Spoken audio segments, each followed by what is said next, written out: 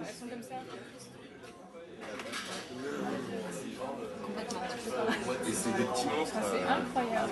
Ce qui était frappant, je trouve, c'est que tu leur parlais vraiment comme ce qu'on aurait dit à quelqu'un de tout à fait normal, ce qu'un père dirait à son fils, c'est-à-dire, non mais si toi tu n'y arrives pas, c'est que tu n'as pas confiance en toi, c'est ça ton problème, tu n'as pas confiance en toi, mais sinon tu sais très bien le faire, tu le montres.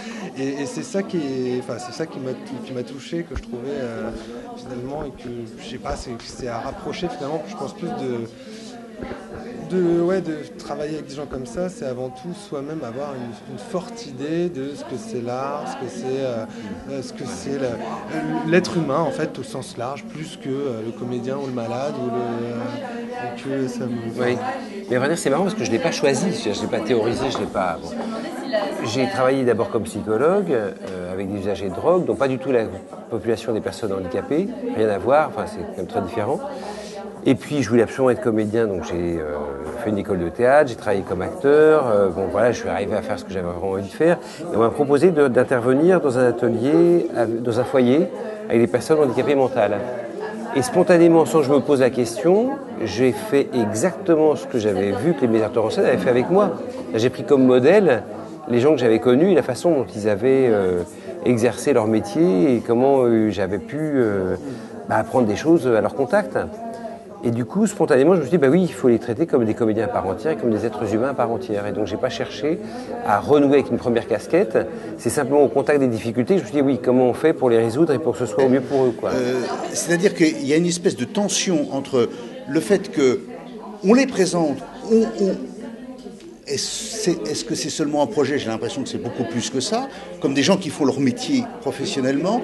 Et dans le même temps, on sent bien que on est continuellement en train de devoir articuler malgré tout, par la tension peut-être que ça réclame, que ça impose, une autre relation qui n'est plus celle-ci strictement la relation du metteur en scène. C'est exactement ça. Non, mais je crois que vous avez très bien décrit les choses, c'est ça. C'est-à-dire que moi j'ai un enjeu artistique au départ. C'est-à-dire que quand je fais un spectacle, je ne le fais pas pour travailler avec des personnes handicapées, c'est parce que j'ai envie de faire un spectacle, j'ai envie de monter Beckett. Et puis il se trouve que les comédiens avec qui j'ai choisi de travailler sont ceux-là. Et du coup, là, je suis obligé de réarticuler entre mon désir, mes projets, ce que j'ai envie de faire au théâtre, et puis la réalité des gens avec qui je travaille, qui fait que, on est obligé d'apprendre à travailler ensemble et de faire que chacun y trouve son compte, quoi. Qu'est-ce que tu penses, justement, par rapport à ce qu'on disait du monde contemporain, politique et tout, d'une démarche comme ça, d'un festival, de vouloir un petit peu questionner ces choses-là, et dans quel... Effectivement, on a l'impression que les choses sont assez verrouillées, se déverrouillent ponctuellement sous divers gouvernements, mais voilà, toujours dans des carcans quand même, l'art à l'hôpital, bon, ok, mais que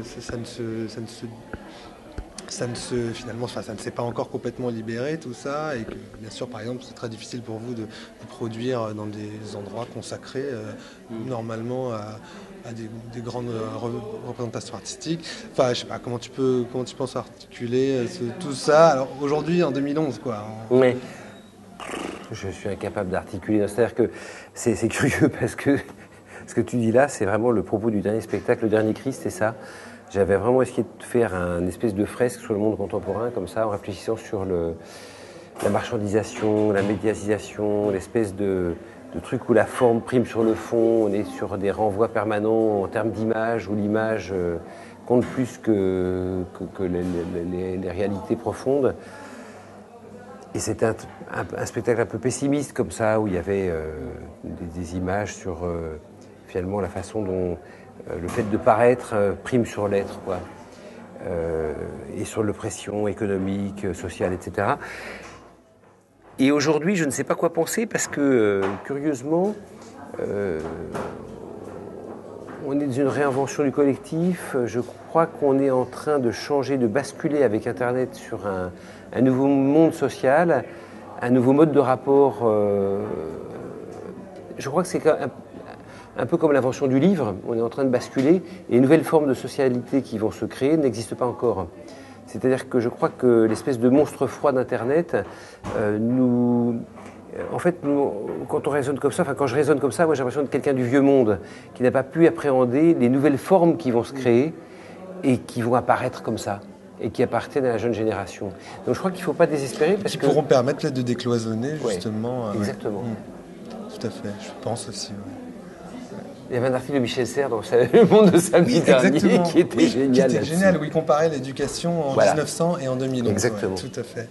Tout à fait. Et où d'un seul coup on se dit que, alors à la fois les modes de pression se sophistiquent, se déplacent, que la machine... Bon, puis là aussi au niveau économique, on sait bien que l'oppression économique elle n'est pas constante. Hein. Je veux dire qu'au XIXe siècle, il y a un rapport qui est plus favorable aux classes dominantes qu'aux classes laborieuses.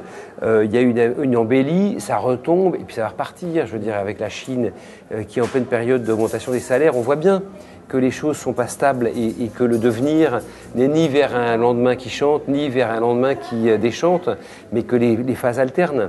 Donc on ne sait pas de quoi demain va être fait. Moi, je ne suis pas forcément dans un pessimisme total, ni dans un optimisme béat non plus d'ailleurs. Hein.